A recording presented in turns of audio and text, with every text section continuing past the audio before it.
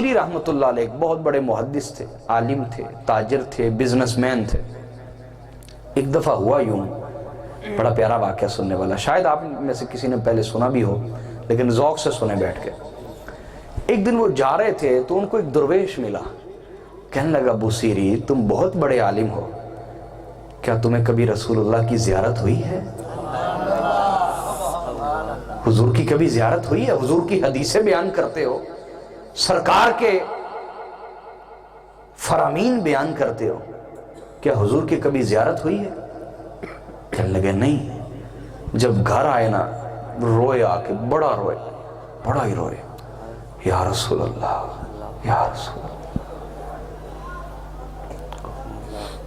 حضور کبھی کرم ہی نہیں ہوا، کبھی زیارت ہی نہیں عطا فرمائی۔ بہت روئے گھر آ کے، اللہ اکبر، یا رسول اللہ،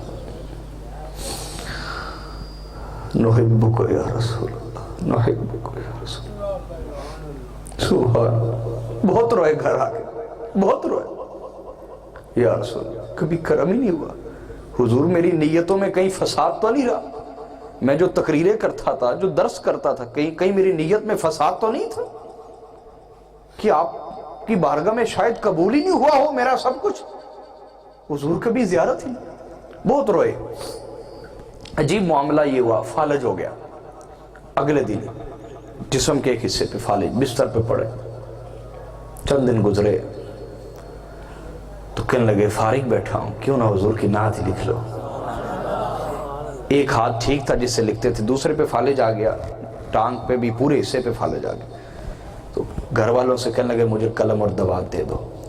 لکھنا شروع ہوئے، مولاي صلی وسلم دائما ابدا علی حبیبک خیر کلہم محمد سید الکونین والثقلین والفریقین من عرب ومن عجم۔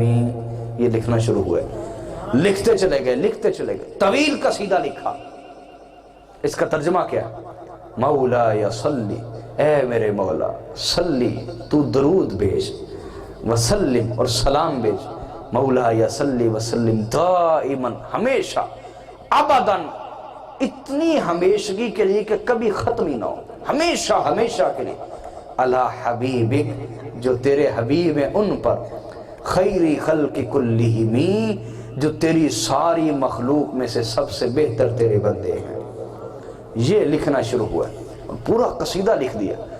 اب جب لکھا، اسی حالت میں لکھتے لکھتے بیمار تھے، بستر پہ نیند آ گئی۔ جب سوئے تو مقدر جاگ گیا، آقا خواب میں تشریف لیا، حضور خواب میں تشریف لیا۔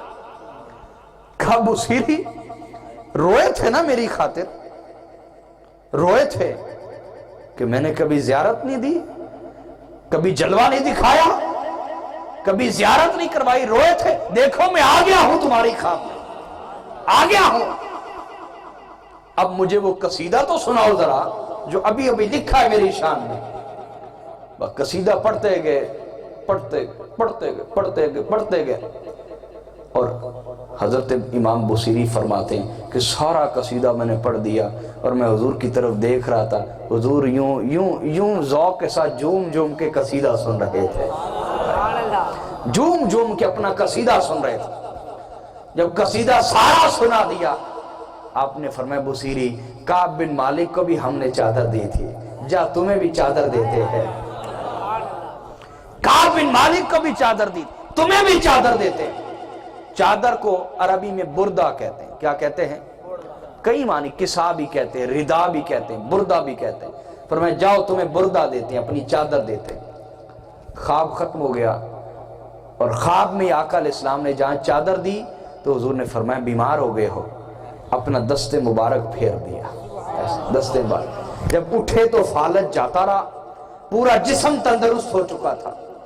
کئی دنوں کے بعد پہلے دن اب گھر سے باہر نکلے، گھر سے اچھا جب سو کے اٹھے تو چادر ڈھونڈی، چادر نہ ملی، بڑے پریشان گھبرائے ہوئے۔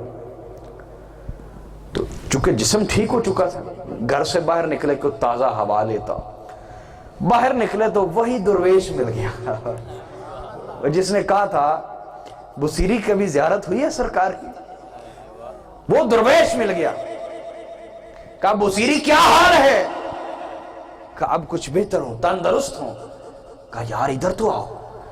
کہا جی فرمائیے. کہا یار وہ قصیدہ ہمیں بھی سنا دو. کہا کون سا قصیدہ؟ کہا وہی مولایا صلی وسلم دائما ابدا علی حبیبی کا خیر الخلق کلہم، وہ والا قصیدہ. امام بصیری کہنے لگے درویش یہ قصیدہ تو میرے اور اللہ کے درمیان راز ہے، کسی کو پتا ہی نہیں کہ میں نے یہ لکھا، تمہیں کیسے پتا؟ درویش کہنے لگا بصیری جب اس رات خواب میں سرکار کو قصیدہ سنا رہے تھے میں بھی پیچھے کھڑا ہو کے سن رہا تھا،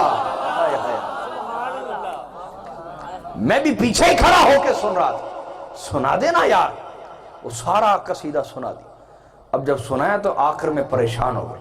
درویش نے کہا پریشان کیوں ہو؟ کہا حضور نے چادر بھی دی تھی خواب میں، چادر نہیں ملی، چادر نہیں ملی میں اٹھاؤں تو. حضور نے ہاتھ پھیرا تھا، اگر محض خواب ہوتا سچ نہ ہوتا تو میں ٹھیک نہ ہوتا، اگر یہ سچا خواب نہ ہوتا تو میں ٹھیک بغیر دوائی کے فالج ٹھیک ہو گیا. حضور نے چادر دی، چادر نہیں ملی. درویش نے کہا بصیری بھول گئے ہو خواب میں تم میں سرہانے اور بستر کے نیچے رکھی تھی، جاؤ بستر کے نیچے تلاش کرو مل جائے گی. بصیری دوڑے بھاگے گئے، جا کے بستر اٹھایا تو حضور کی چادر اس کے نیچے پڑی ہوئی تھی.